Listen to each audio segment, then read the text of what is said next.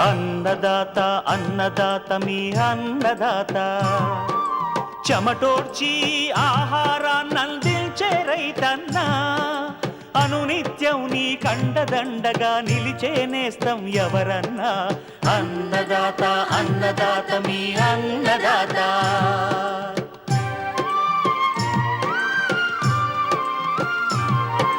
నూతన రీతుల సాగుబడికి నూరింతలు పెరిగే దిగుబడికి సూచనలిచ్చే సస్య రక్షణకు పశు పోషణకి శాస్త్ర విజ్ఞానం అందించి ముందుకు నడిపే తెలుగు రైతు భారతదేశానికి మకుటం అయ్యేలా తీర్చిదిద్దే ఆశయంతో మిమ్ము మేలు కొలిపేది అన్నదాత అన్నదాత అన్నదాత మీ అన్నదాత అన్నదాత అన్నదాత మీ అన్నదాత. అన్నదాత ప్రేక్షకులకు నమస్కారం. ఈనాటి ముఖ్యాంశాలు: మధ్య తెలంగాణ జిల్లాల్లో యాసంగిలో వేసుకోదగ్గ పంటల వివరాలు, రబీ ఉల్లి సాగులో పోషక యాజమాన్యం,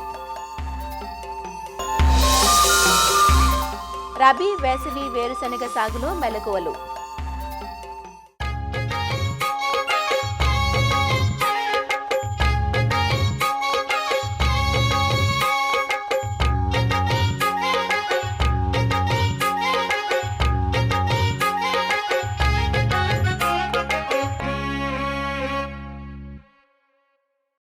తెలంగాణ రాష్ట్రంలో వివిధ పంటలు పండించే మండలాల్లో మధ్య తెలంగాణ మండలం ఒకటి. ఉమ్మడి ఖమ్మం, వరంగల్, మెదక్ జిల్లాలు కలిపి దాదాపు 10 జిల్లాలు ఉన్న ఈ మండలంలో ప్రధాన పంటలు వరి, ప్రత్తి కాగా ప్రాంతాన్ని బట్టి అన్ని రకాల పంటలను సాగు చేస్తున్నారు. ప్రస్తుతం యాసంగిలో నీటి వసతి పుష్కలంగా ఉన్న ప్రాంతాలలో వరి సాగుకు వెళ్లినా అరకూర నీటి వసతి ఉన్న ప్రాంతాల్లో ఆరుతడి పంటలకు వెళ్లడం మంచిదని శాస్త్రవేత్తలు సూచిస్తున్నారు.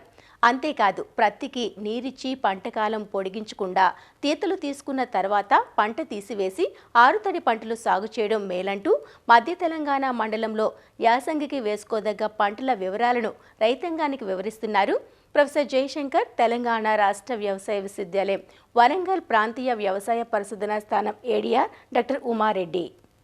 తెలంగాణ రాష్ట్రంలో అంటే ముఖ్యంగా మధ్య తెలంగాణ మండలం లోపల ఈ 11 జిల్లాలు అంటే పాత వరంగల్, ఖమ్మం, మెదక్, కొత్తగా ఏర్పడినటువంటి 11 జిల్లాల్లో కూడా వరి అంతా కూడా చాలా వరకు కోత దశలో ఉండింది. ఈ మధ్య కాలంలో కురిసినటువంటి వర్షాల వల్ల కొంత కోతలకు ఆటంకం కలిగినప్పటికీ రైతు సోదరులు వరి కోత లోపల నిమగ్నమై ఉన్నారు. సో వరి కోసిన తర్వాత వరి పొలాల లోపల, మాగాన్ల లోపల ఎక్కడైతే వరి మాత్రమే సాగు చేయగలమో అక్కడ మాత్రమే వరి సాగు చేయాలి. వరికి ప్రత్యామ్నాయంగా ఆరుతడి పంటలు వేసుకునేటువంటి పరిస్థితులు ఉంటే అక్కడ వరికి బదులు వేరే పంటలు వేసుకోవడం మంచిది. వరి తర్వాత వరినే సాగు చేయాలనుకునే రైతు సోదరులు ఇప్పుడు నవంబర్ 15 నుంచి డిసెంబర్ 15 మధ్యన వాళ్ళకి నచ్చినటువంటి రకాలను, సో 125 రోజుల పంటకాలం కలిగినటువంటి దొడ్డు రకాలు కానీ సన్నయ్య కానీ నారు పోసుకున్నట్లయితే మళ్ళీ మనకు మార్చి 31 లోపల వరి కోతలై ఈ వడగండ్ల వాన నుంచి ఇబ్బంది పడకుండా మనం హార్వెస్ట్ చేసుకునేందుకు అవకాశం ఉంటుంది. కాబట్టి నారులను తప్పనిసరిగా వీళ్ళని తొందరగా నవంబర్ 15 నుంచి డిసెంబర్ 15 లోపల పోసుకునేటట్టుగా ప్లాన్ చేసుకోవాలి. అయితే చలి ఉంటుంది కాబట్టి నారుమడులు పెరగవు.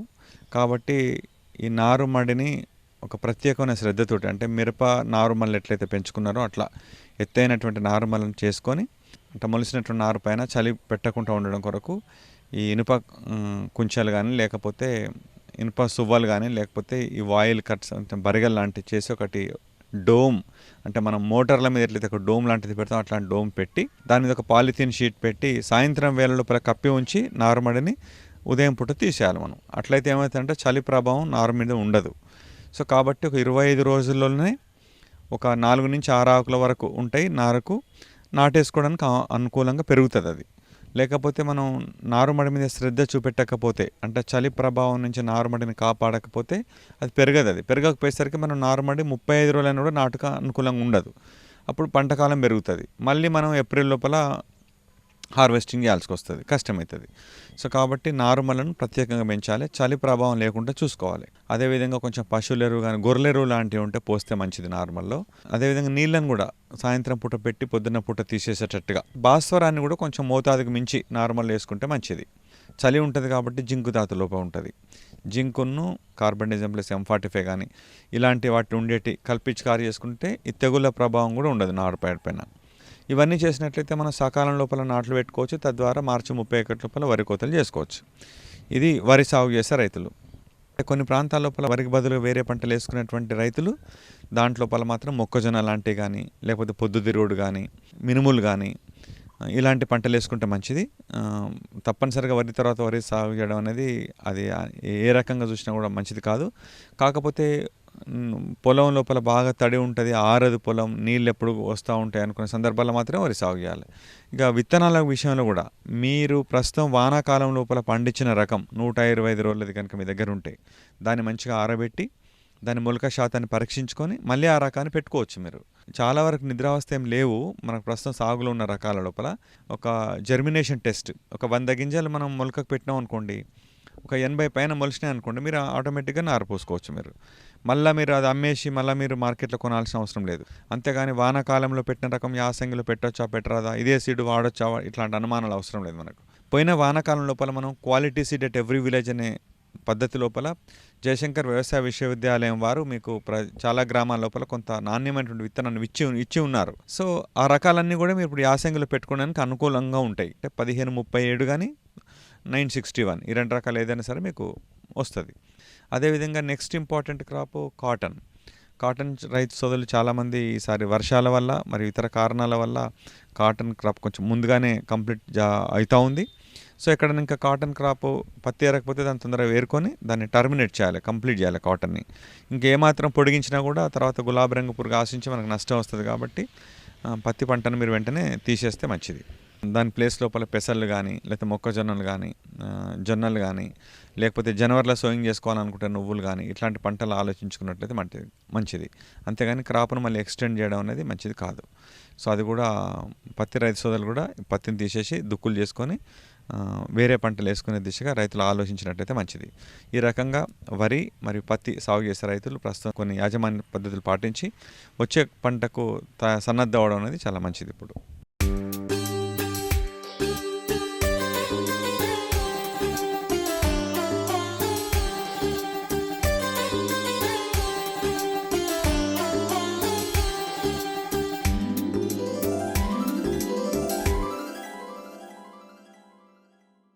ఉల్లి లేనిదే రోజు గడవదు. అంతటి నిత్యావసరమైన కూరగాయ పంట ఉల్లి.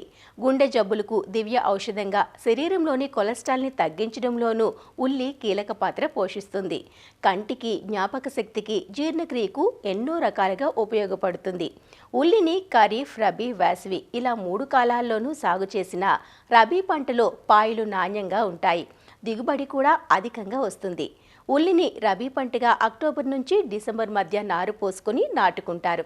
సేంద్రియ, రసాయన ఎరువులతో పోషకాలు సమతుల్యంగా అందించినట్లయితే ఉల్లి నుంచి నాణ్యమైన అధిక దిగుబడులు పొందవచ్చునంటూ వివరాలు తెలియజేస్తున్నారు ప్రొఫెసర్ జయశంకర్, తెలంగాణ రాష్ట్ర వ్యవసాయ విశ్వవిద్యాలయం పాలెం కృషి విజ్ఞాన కేంద్రం శాస్త్రవేత్త డాక్టర్ శంకర్. ఉల్లిలో మనకు టార్గెట్ ఈల్డ్ రావడానికి ఎరువుల యాజమాన్యం అనేది చాలా అత్యంత ప్రాముఖ్యమైనది. సో ఉల్లి నాటుకునేటప్పుడు దుక్కిని 3 నుంచి 4 సార్లు మెత్తని దుక్కి చేసుకోవాలి. అలాగే దాంతోపాటు ఆఖరి దుక్కిలో 10 టన్నుల పశువుల ఎరువు, 2 క్వింటాల వేపపిండి చల్లుకోవాలి. అలాగే అజిటోబ్యాక్టర్, సూడోమోనాస్, ట్రైకోడర్మా విరిడి ప్రతిదీ ఒక 2 కిలోలు చొప్పున 10 గంపల పశువుల ఎరువుకు బాగా మిక్స్ చేసి ఒక 10-15 రోజులు మాగబెట్టిన తర్వాత మనం నాటుకునేటప్పుడు ఆఖరి దిక్కులో పదును నేలపై చల్లుకోవాలి. సో దీనివల్ల మనకు భూమిలో ఉన్నటువంటి పోషకాలు, వేర్లు అనేది బాగా తీసుకొని మొక్కలు దృఢంగా పెరుగుతాయి. ఇంకా మనకు ఆఖరి దిక్కులో నాటు వేసుకునేటప్పుడు ఒక 2 క్వింటాల అంటే 4 బస్తాల సింగిల్ సూపర్ ఫాస్ఫేట్, అలాగే 10 కిలోల యూరియా, 15 కిలోల మ్యూరేట్ ఆఫ్ పొటాష్ ఆఖరి దిక్కులో చల్లుకోవాలి. గడ్డ నాణ్యత బాగా ఉండి పంజెన్సీ బాగా ఉండాలంటే ఎకరానికి 6 నుంచి 12 కిలోల గంధకంను మనము ఆఖరి దిక్కులో వేసుకోవాలి. ఇంకా మనకు పోషక లోపాలు ఏమాత్రం ఏర్పడకుండా ఉండడానికి జింక్ 5 నుంచి 10 కిలోలు, అలాగే బోరాన్ 2 నుంచి 3 కిలోలు కూడా మనము ఆఖరి దిక్కులో కానీ తర్వాత పైపాటుగా కానీ వేసుకోవాలి. తర్వాత మనకు పైపాటుగా కలుపు తీసిన తర్వాత 30 రోజులప్పుడు మరియు 60 రోజులప్పుడు ఎకరానికి 60 కిలోల యూరియా అలాగే 15 కిలోల పొటాష్ చొప్పున 2 దఫాలుగా మనం వేసుకొని నీటిని పారించాలి. మొక్క యొక్క గ్రోత్ బాగా రావాలి అంటే 19 5 గ్రాములు, అలాగే ఫార్ములా 6 మైక్రోన్యూట్రియంట్స్ మిక్సము 5 గ్రాములు చొప్పున కలిపి 30 రోజులప్పుడు 40 రోజులప్పుడు పిచికారీ చేసుకున్నట్లయితే ఎలాంటి సూక్ష్మ పోషకాల లోపాలు లేకుండా మనకు పంట వేపుగా పెరుగుతుంది. ఇంకా ఉల్లిలో డ్రిప్ మరియు ఫెర్టిగేషన్ సిస్టమ్ను ఫాలో అయినట్లయితే దిగుబడి గణనీయంగా పెరుగుతుంది. ఈ drip and fertigation system use చేయడం వల్ల 20% దిగుబడి పెరగడం కాకుండా 30 నుంచి 40% నీటి ఆదా అవుతుంది. అలాగే కూలీల ఖర్చు కూడా 30% వరకు తగ్గుతుంది. దీని ద్వారా మనకు ఎరువుల వినియోగం బాగా పెరుగుతుంది. సో ఇంకా ఫెర్టిలైజర్స్ ఎలా ఫెర్టిగేషన్ చేయాలంటే పంట మొత్తం కాలానికి యూరియా మనకు 120 కిలోలు, అలాగే పొటాష్ 30 కిలోలు చొప్పున అవసరం అవుతుంది. కాబట్టి దీన్ని 7 సమభాగాల్లో చేసుకొని ప్రతి వారము ఫెర్టిగేషన్ ఇస్తూ ఉండాలి. పంట మొత్తానికి అవసరమైనటువంటి భాస్వరంను మనము ముందుగానే దుక్కిలో ఎకరానికి 200 కిలోల చొప్పున మనము సింగిల్ సూపర్ ఫాస్ఫేట్ ఫామ్లో ఇచ్చుకోవాలి. సో అలాగే మనకు మైక్రోన్యూట్రియంట్స్ లోపాలు ఏర్పడకుండా ఉండడానికి నీటిలో కరిగేటువంటి మైక్రోన్యూట్రియంట్స్ మిక్చర్ని కూడా 2 దఫాలుగా మనము డ్రిప్లో ఇచ్చుకోవడం కదా, లేదంటే పైపాటుగా పిచికారీ చేసుకోవడం కదా చేస్తున్నట్లయితే మంచి దిగుబడిని మరియు గడ్డ నాణ్యతను పొందవచ్చును. ఇంకా మనం మైక్రోజెట్ స్ప్రింక్లర్స్ యూజ్ చేసినట్లయితే ప్రతి 6 మీటర్లకు ఒకటి దూరంలో 20 mm సైజు ఉంది, గంటకి 135 లీటర్ల డిశ్చార్జ్ కెపాసిటీ ఉన్నటువంటి మైక్రోజెట్ స్ప్రింక్లర్స్ని యూజ్ చేసుకొని కూడా మనం నీటిని పారించవచ్చును. ఈ విధంగా మేలైన ఎరువులు మరియు నీటి యాజమాన్యం చేపట్టినట్లయితే మంచి దిగుబడులు పొందవచ్చు.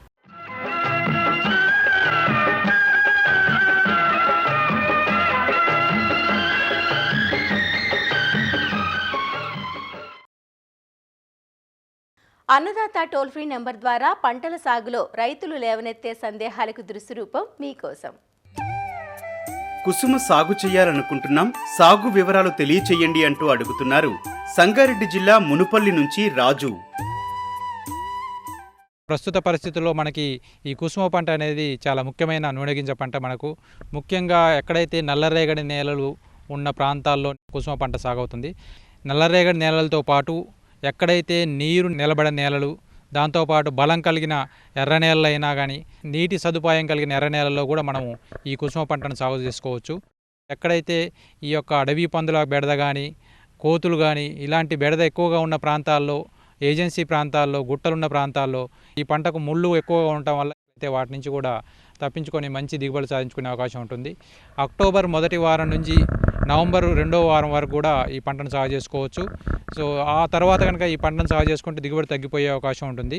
ఈ వరుసల మధ్యలో 45 సెంటీమీటర్లు, మొక్కల మధ్యలో 20 సెంటీమీటర్ల దూరం పెట్టుకొని మనం గొర్రుతో కానీ నాగటి సాలల్లో కానీ విత్తుకున్నట్లయితే ఆప్టిమం ప్లాంట్ పాపులేషన్ వచ్చే అవకాశం ఉంటుంది. మనకి అనుకూలమైన రకాలు కనుక చూసినట్లయితే TSF1 అనే రకము తెల్ల గింజ నువ్వు రకము. ఈ రకము ఎకరానికి 6 నుంచి 7 క్వింటాల వరకు దిగుబడి వస్తుంది. మనకి 125 రోజుల వరకు కూడా పంటకాలం కలిగి ఉంటుంది. ఈ రకం ఎండు తెగులను తట్టుకుంటుంది. దీంతోపాటు ముఖ్యంగా మనం చూసినట్లయితే మంజీరా అనే రకం కూడా మనకి 115 నుంచి 120 రోజుల పంటకాలం కలిగిన రకం. ఈ రకం 5 క్వింటాల వరకు కూడా దిగుబడి వచ్చే అవకాశం ఉంటుంది. నారీ 6 అనే రకం కూడా మన ప్రాంతానికి అనుకూలం. ఈ రకాలు అనేది మనకి ఎకరానికి 4 కేజీల వరకు విత్తనం అవసరం అవుతుంది. 1 కేజీ విత్తనానికి 1 గ్రామ్ కార్బనిజంతో విత్తన శుద్ధి చేసుకోవాల్సిన అవసరం ఉంటుంది. ఈ జీవన ఎరువులతో కూడా విత్తన శుద్ధి చేసుకున్నట్లయితే మనకు నత్రజని స్థిరీకరణ జరిగి కొంతవరకు మనము రసాయన ఎరువుల రూపంలో వేసే మోతాదును తగ్గించుకునే అవకాశం ఉంటుంది. అజోస్పైరిలం అనే జీవన ఎరువుని 1 కేజీ విత్తనానికి 25 గ్రాముల వరకు విత్తన శుద్ధి చేసుకున్నట్లయితే కూడా ఈ నత్రజని స్థిరీకరణను చేసుకునే అవకాశం ఉంటుంది. దీంతోపాటు మనకు ముఖ్యంగా ఈ రసాయన ఎరువుల యాజమాన్యం కనుక చూసినట్లయితే మనం విత్తుకునేటప్పుడు మనము నేల యొక్క భూసార పరీక్ష, భూసారాన్ని ఆధారంగా ఒక బస్తా నుంచి ఒక బస్తన్నర వరకు కూడా ఈ సింగిల్ సూపర్ ఫాస్ఫేట్ని వేసుకోవాల్సిన అవసరం ఉంటుంది. ముఖ్యంగా రైతులు గుర్తుపెట్టుకోవాల్సింది ఏంటంటే కాంప్లెక్స్ ఎరువుల కంటే కూడా ఈ సూటి ఎరువైన సింగిల్ సూపర్ ఫాస్ఫేట్ని వేసుకుంటే దాంట్లో ఉండే కాల్షియం గంధకం మొక్కకు ఉపయోగపడి ఈ యొక్క నూనె గింజల పంటల్లో నూనె యొక్క శాతం పెరగడానికి ఉపయోగపడుతుంది. ఒక 20 నుంచి 25 కిలోల వరకు యూరియాను కూడా విత్తుకునేటప్పుడు వేసుకోవాల్సిన అవసరం ఉంటుంది. తర్వాత మనం విత్తిన 30 నుంచి 35 రోజుల సమయంలో ఆ తడి ఇచ్చిన సమయంలో మనం మరొక 20 కేజీల యూరియాను పైపాటుగా వేసుకుంటే సరిపోతుంది. ఈ పేనుబంక ఎక్కువగా వచ్చే అవకాశం ఉంటుంది. దీని గురించి కానీ డైమిథోయేట్ 2 ml per లీటర్ తోటి మనం పిచికారీ చేసుకున్నట్లయితే ఈ పేనుబంక నివారించుకునే అవకాశం ఉంటుంది. దాంతోపాటు ఎండు తెగులు కూడా వచ్చే అవకాశం ఉంటుంది. ఈ ఎండు తెగులు నివారణకి మనకు మ్యాంకోజెబ్ అనే తెగులు మందును మనము 2.5 గ్రాముల లీటర్ నీటి కలిపి పిచికారీ చేసుకోవచ్చు. నీటి తడులు ముఖ్యంగా 30 రోజుల దశలో పెరుగుదల దశలో, దాంతోపాటు 65 రోజుల దశలో పూత దశలో, ఈ రెండు చాలా సున్నిత దశలు. ఈ దశలో తప్పనిసరిగా మనం నీటి సదుపాయాన్ని అందించవలసిన అవసరం ఉంటుంది. ఈ కోత కనుక చూసినట్లయితే ముళ్ళు ఎక్కువగా ఉంటాయి కాబట్టి ఇది మనం వరి కోత యంత్రాలతో మనం కోసుకునే అవకాశం ఉంది. కాబట్టి రైతులు నిరభ్యంతరంగా ఈ కోతకు సంబంధించిన లేబర్ని కూడా మనం తగ్గించుకొని ఈ వరి కోత యంత్రం ద్వారా మనం కోసుకునే అవకాశం ఉంటుంది.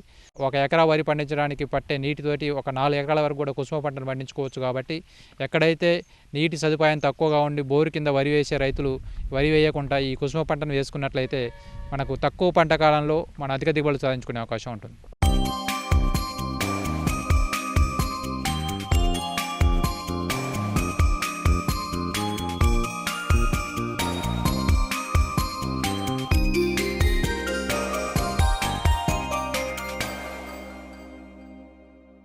ఖరీఫ్, రబీ, వేసవి ఇలా 3 కాలాల్లోనూ సాగు చేసుకోదగ్గ నూనె గింజల పంట వేరుశనగ.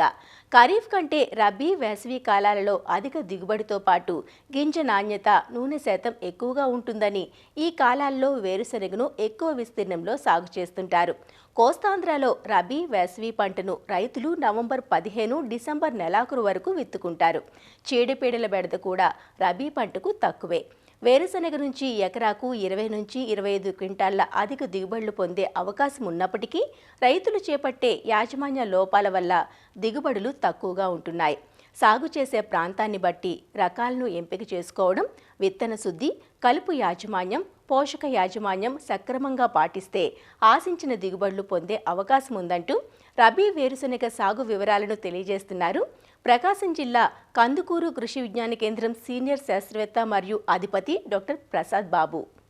ఈ వేరుశనగ వేసుకునేటువంటి రైతులు కొన్ని ముఖ్యమైనటువంటి యాజమాన్య పద్ధతులు కానీ పాటించినట్లయితే మంచి దిగుబడులు తీసుకునేదానికి అవకాశం ఉంటుంది.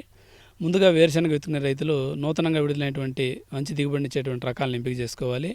మనకి రబీకి బాగా సూటబుల్ అయినటువంటి రకాలు చూసినట్లయితే ఈ కదిరి లేపాక్షి, అలాగే TCGS 1694, కదిరి 6, ధీరజ్జు, కదిరి హరితాంధ్ర అనేటువంటి రకాలు మనకి వేసుకునేదానికి అనుకూలంగా ఉంటుంది.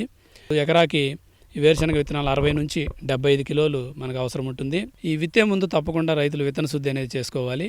ఈ వేరుశనగలో తొలి దశలో వచ్చేటువంటి రసం పీల్చే పురుగుల నివారణకు, నేల ద్వారా సంక్రమించేటువంటి తెగులు నివారణకు మనకి ఈ విత్తన శుద్ధి అనేది తప్పనిసరి. వేరుశనగలో విత్తన శుద్ధి కొరకు మనకి ఇమిడాక్లోప్రిడ్ 600 FS అనేటువంటి మందును 2 మిల్లీలీటర్లు 4 మిల్లీలీటర్ నీటిలో కలుపుకొని 1 కిలో విత్తనానికి పట్టించుకోవాలి. 10 నిమిషాలు ఆరిన తర్వాత దీనికి టెబుకొనజోల్ 2DS అనేటువంటి మందును 1 గ్రాము 1 కిలో విత్తనానికి, లేదా ఈ మ్యాంకోజెబ్ అనేటువంటి మందును 3 గ్రాముల కిలో విత్తనానికి మనం పట్టించి విత్తన శుద్ధి చేయాలి. తర్వాత ట్రైకోడర్మా అనేటువంటి జీవశిలీంద్రనాశిని 10 గ్రాముల కిలో చొప్పున విత్తనానికి పట్టించుకొని వరుసల మధ్యలో 30 సెంటీమీటర్లు, మొక్కల మధ్యలో 10 సెంటీమీటర్ల వ్యాసార్థంతో మనం విత్తుకున్నట్లయితే సరిపోతుంది. విత్తుకునే ముందు మనకి ఈ ఎరువుల యాజమాన్యం చూసినట్లయితే ఆఖరి దుక్కులో మనకి 18 కిలోల యూరియా, 125 కిలోల సింగిల్ సూపర్ ఫాస్ఫేట్ వేసుకొని విత్తుకుంటే సరిపోతుంది. అలాగే జింక్ సల్ఫేట్ అనేటువంటిది కూడా 3 సంవత్సరాలకు ఒకసారి లేదా 3 పంటలకు ఒకసారి 20 కిలోలు 1 ఎకరా చొప్పున మనం వేసుకోవాలి. ఈ విధంగా వేసుకొని మనము విత్తనం వేసుకున్నట్లయితే సరిపోతుంది. ఇక విత్తిన తర్వాత కలుపు నివారణ చూసినట్లయితే విత్తిన 48 గంటల లోపల పెండిమిథాల్ అనేటువంటి మందును ఎకరాకి 1 లీటర్ చొప్పున 200 లీటర్ నీటిలో కలుపుకొని మనం పిచికారీ చేసుకున్నట్లయితే తొలి దశలో వచ్చేటువంటి కలుపును నివారించుకోవచ్చు. అలాగే పంట వేసిన 20-25 రోజులప్పుడు కలుపు తీయడానికి వీలు లేనప్పుడు అప్పుడు మనకి ఒక కలుపు మందు అందుబాటులో ఉంది. ఎమాజితాపిర్ అనేటువంటి మందును 250 మిల్లీలీటర్లు ఒక ఎకరాకి 200 లీటర్ నీటిలో కలుపుకొని కలుపు 2 నుంచి 3 ఆకుల దశలో ఉన్నప్పుడు మనం పిచికారీ చేసుకుంటే మలి దశలో కూడా వచ్చేటువంటి కలుపును మనం సమర్థవంతంగా నివారించుకోవచ్చు. అదేవిధంగా మనకి పంట విత్తిన తర్వాత పోషకాల యాజమాన్యం చూసినట్లయితే 30 రోజులప్పుడు 60 రోజులప్పుడు మనకి పూత కాయ బాగా రావడానికి 319 కానీ లేదా 13-0-45 అనేటువంటి నీటిలో కరిగే ఎరువును ఎకరాకి 2 కిలోల చొప్పున పిచికారీ చేసుకోవాలి. అదేవిధంగా ఈ సూక్ష్మ పోషకాల మిశ్రమాన్ని కూడా మనకి రబీలో పిచికారీ చేసుకున్నట్లయితే ఎకరాకి 500 గ్రాములు 30 రోజులప్పుడు 60 రోజులప్పుడు ఈ మ్యాక్స్ కానీ లేదా ఫార్ములా 4 కానీ పిచికారీ చేసుకుంటే పోషకాల యాజమాన్యం అనేది బాగా ఉండి కాయ అనేది అవుటన్ను దిగుబడి బాగా రావడం జరుగుతుంది. అదేవిధంగా ఈ వేరుశనగ పంటలో మరొక ముఖ్యమైన అంశం ఏంటంటే పంట విత్తిన మొలకెత్తిన తర్వాత 20-25 రోజుల వరకు పంటని బెట్టకు గురి చేయాలి.